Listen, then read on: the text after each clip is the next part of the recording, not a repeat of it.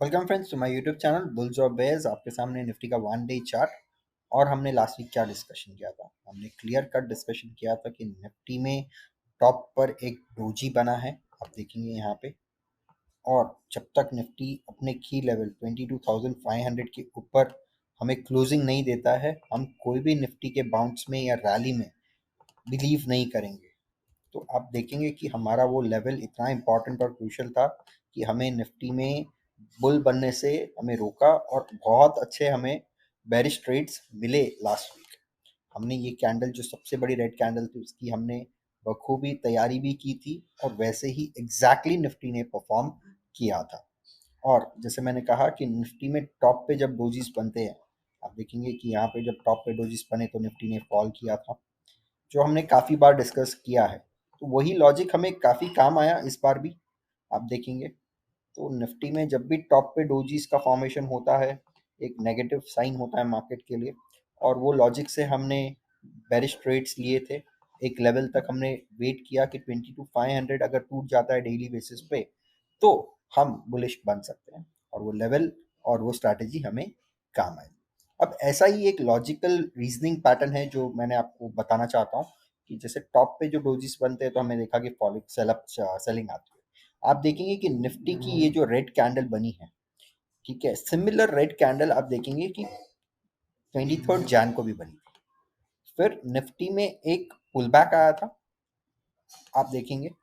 अभी भी आप देखेंगे कि निफ्टी में एक पुल बैक आया है। फिर निफ्टी ने नेक्स्ट डे एक कंसोलिडेशन किया था, आप देखेंगे कि यहाँ पे कंसोलिडेशन हुआ और यहाँ पे भी कंसोलिडेशन हुआ।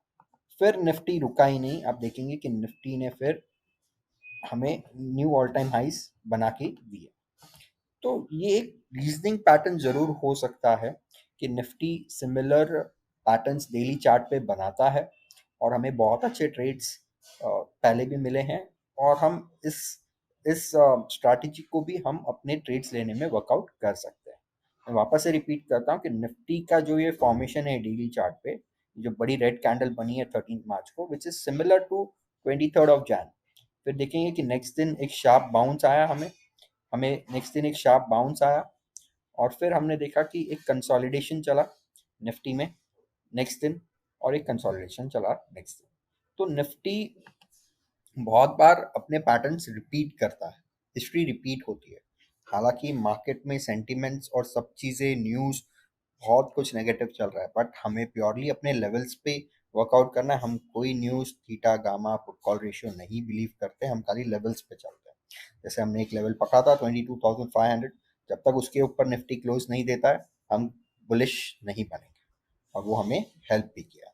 आइए चलते हैं, ये तो एक मार्केट का नेगेटिव व्यू हो गया, हमें डेली चार्ट पॉजिटिव व्यू हो गया, हमें नेगेटिव ये डेली चार्ट पे मिल रहा है।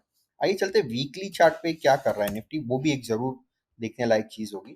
तो आप देखेंगे कि निफ्टी में टॉप पे वीकली चार्ट पे एक बेरिश एंगल्फिंग कैंडल बनी।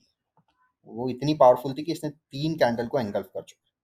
तो ये सजेस्ट कर रहा है सेल ऑन राइज स्ट्रैटेजी। अगर निफ्टी जितना ऊपर जाता है हमें सेलिंग पोजीशंस बनानी चाहिए, बट एक लेवल तक। हम वो लेवल जरूर डिसाइड करेंगे और मार्क भी करेंगे, जैसे हमने 22,500 लास्ट वीक मार्क किया था। तो हमें वीकली साइन नेगेटिव दिख रहा है, डेली पे ऑल दो चार्ट नेगेटिव दिख रहा है, बट कुछ सिमिलैरिटी दिख रही है प्रीवियस कैंडल से, जो हमें कह रही है, सजेस्ट कर रही है कि निफ्टी यहाँ से बाउंस कर सकता है। तो हम दोनों तरफ के लेवल्स मार्क करेंगे, हमेशा की तरह कुछ भी बायसनेस नहीं रखते हुए अपने ट्रेड्स हम प्रॉफिटेबल बनाने की कोशिश करेंगे। आइए चलते हैं 15 मिनट्स चार्ट पे। तो आप देखेंगे कि 15 मिनट्स चार्ट पे मैं सबसे पहले तो एक ट्रेंड लाइन बनाना चाहता हूँ। अगर निफ्टी इस ट्रेंड लाइन को तोड़कर ऊपर क्लोजिंग देता है तो हम बुलिश बन सकते हैं। और जब तक ये ट्रेंड लाइन नहीं टूटती है, ठीक है, हम किसी भी तरह से बुलिश नहीं बनेंगे। हमें सेल ऑन राइज की ही अपॉर्चुनिटी देखनी चाहिए, जो हमें वीकली कैंडल भी सजेस्ट कर रही है। अब रही बात कुछ लेवल्स की, तो हम लेवल्स मार्क करेंगे। आप देख रहे हैं कि निफ्टी में ये डब्ल्यू की आकृति जो मैं आपको कह रहा हूँ बनती हुई भी दिख रही है, बट उसकी पॉसिबिलिटी जब ही होगी जब इसकी ये नेकलाइन 22,200 का लेवल निफ्टी निकाल देता है। तो हमारे पास सबसे पहला लेवल जो निकल के आ रहा है वो निकल के आ रहा है हमारे पास में, जो अभी इस बाउंस का ऑल टाइम हाई है। बाउंस का हाई जो है 22,202 का, तो ये लेवल कीनली वॉच करेंगे हम। ठीक है, सेकेंडली हमें नीचे के लेवल में 21,894 का लेवल, जब तक इसके नीचे निफ्टी क्लोज नहीं करता है हमें बाउंस की अपॉर्चुनिटी मिल सकती है वापस। तो जब तक इसके नीचे हमें निफ्टी नहीं दिखता हम कुछ भी बेरिश जोन नहीं लेंगे, हम खाली ऊपर की ट्रेड्स लेने की कोशिश करेंगे। तो ये तो हमारी एक रेंज हो गई निफ्टी जिसमें ट्रैवल कर रहा है। ठीक है, अपर रेंज 22,200 और नीचे की 21,900। अब ये 300 पॉइंट्स की रेंज हो गई। अब ये 300 पॉइंट्स को हमें कैसे ट्रेडिंग में यूटिलाइज करना है, हम इसके कुछ बाइफिकेशंस कर दें। तो आप देखेंगे सबसे पहला जो लेवल निकल के आता है हमारे लिए वो है 22,126 का लेवल। ये एक बहुत बड़ा मेजर रेसिस्टेंस हो सकता है। आप देखेंगे कि फ्राइडे के दिन भी निफ्टी ने इस लेवल को निकाला नहीं, बल्कि उसी लेवल के आसपास से हमें सेलिंग दी है। तो ये लेवल कीनली वॉच आउट करना होगा हमें। सेकेंड लेवल जो हमारे लिए निकल के आ रहा है वो है 22,040 का लेवल। देखिए आप ये लेवल आप देखिए कि निफ्टी ने बहुत बार रिजेक्शन लिया और फिर जब इसे पार किया तब हमें ऊपर के लेवल्स देखने मिले। सेम थिंग निफ्टी जब इसको तोड़ा फ्राइडे के दिन पे तो हमें नीचे के लेवल्स देखने मिले।